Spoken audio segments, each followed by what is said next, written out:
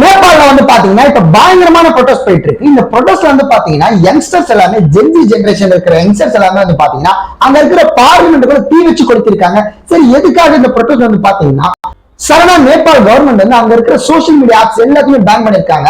WhatsApp, Facebook, Twitter, Instagram, YouTube எல்லாத்தையுமே சடனா pan பண்ணிருக்காங்க. இதுக்காக தான் இந்த ப்ரொடெஸ்ட் கேட்டீங்கன்னா கண்டிப்பா கிடையாது. எதுக்காகனா அங்க இருக்கிற கவர்மெண்ட் அபிஷியல்ஸ் வந்து பாத்தீங்கன்னா பயங்கரமா கரப்ஷன் பண்றாங்க. அவங்க கரப்ஷன்னால ஒண்ணுமே அவங்களால ஈஸியா பண்ணவே முடியல. படிக்கிறதுனால சரி, எதனா ஒரு பொருள் வாங்குறதுனால சரி, எதனா ஒரு வேலை வாங்குறதுனால சரி, அன்எம்ப்ளாய்மெண்ட் எல்லாமே அதிகமா இருக்கு. ஆனா அந்த கவர்மெண்ட் ஆபீசர்ஸோட கிட்ஸ் மட்டும், அவங்க குழந்தைங்க மட்டும் பார்ட்டி போறது என்ன, பிளெக்ஸ் பண்றது என்ன, பயங்கரமா கார், பைக் எல்லாம் இவங்க மட்டும் எப்படி நல்லா வாழ்றாங்க அப்படின்னு டவுட் வந்து நம்மளோட வரி பணத்தோட அவங்க நல்லா இருக்காங்க. அப்ப நம்ம கிட்ட கரப்ஷன் பண்றாங்க அப்படின்னு தெரிஞ்சுக்கிட்டு யூத் எல்லாமே என்ன பண்றாங்கன்னா, ஜென்சி அவங்க என்ன பண்றாங்கன்னா நேபாள் கவர்மெண்ட்டுக்கு அகைன்ஸ்டா வந்து பாத்தீங்கன்னா ப்ரொடெஸ்ட் பண்ணிட்டு இருக்காங்க. இந்த ப்ரொடெஸ்ட்ல வந்து பாத்தீங்கன்னா எத்தனையோ பேர் மேல உயிரும் இழந்திருக்காங்க.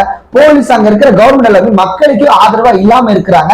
நேபாள் கவர்மெண்ட்ல இருக்கிற போலீஸ் எல்லாருமே வந்து பாத்தீங்கன்னா அங்க இருக்கிற மக்கள் வந்து அடிச்சு ரொம்பவே துன்புறுத்துறாங்க. இதனால எவ்வளவு பேர் இறந்தும் போயிருக்காங்க. இவ்வளவு பெரிய ப்ரொடெஸ்ட் எதுக்காக வந்து பாத்தீங்கன்னா அந்த கவர்மெண்ட்டை எதிர்த்துதான், அந்த கரப்ஷனை எதிர்த்துதான். சோ நேபாள் வந்து பாத்தீங்கன்னா இன்னும் ப்ரொடெஸ்ட் போயிட்டு தான் இருக்கு. இந்த நேபாள் ப்ரொடெஸ்ட பத்தி நீங்க என்ன நினைக்கிறீங்க அப்படின்னு சொல்லிட்டு மறக்காம எல்லாரும் கமெண்ட்ஸ்ல சொல்லுங்க.